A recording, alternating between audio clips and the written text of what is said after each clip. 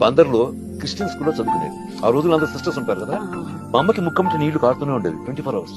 అది it's very rare disease. School అందరూ చివుడు ముక్కు శకుంతల శకుంతల అందరూ ఏడిపించారు మా అమ్మని. సెపరేట్ గా కూర్చుని తను ఒకటే పెరగను ఏదో మా అమ్మమ్మ కట్టిస్తే తింటూ ఉండేది, బాగా తింటున్నది. ఒకసారి ఆ స్కూల్లో సిస్టర్ మా అమ్మ తీసి ఏంటో శకుంతల వయ్యారు ఫ్రై ఇంట్లో ఉన్నది సార్, అందరూ నన్ను చివుడు శకుంతలు నేర్పిస్తున్నారు ఒక చేయాలని జేబులోంచి చిన్న బైబిల్ తీసి రోజు ఒక వర్స్ ఒక పారాగ్రాఫ్ చదివి నీ తల కిందలు పెట్టుకుని పడుకో. మా అమ్మ పుస్తకం తీసుకుని రోజు ఒక వర్స్ చదివి తల పెట్టుకుని మూడో రోజుకి వెళ్ళింది.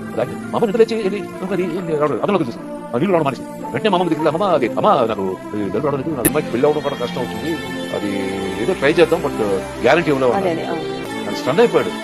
ఎలాగింది ఏం మంది తీసుకుని ఏం తాగంటే నేను చెప్పింది ఇలా సృష్టి చెప్పి బైబిల్ వర్స్ చదివి ఇలా అలాగా అని ఆఫ్టర్ 6 months ఆయన క్రిస్టియన్ గా కన్వర్ట్ అయిపోయాడు అహోబల్లో. అప్పటి నుంచి మా అమ్మకి జీసస్ క్రైస్ట్ అంటే విపరీతమైన లవ్. అసలు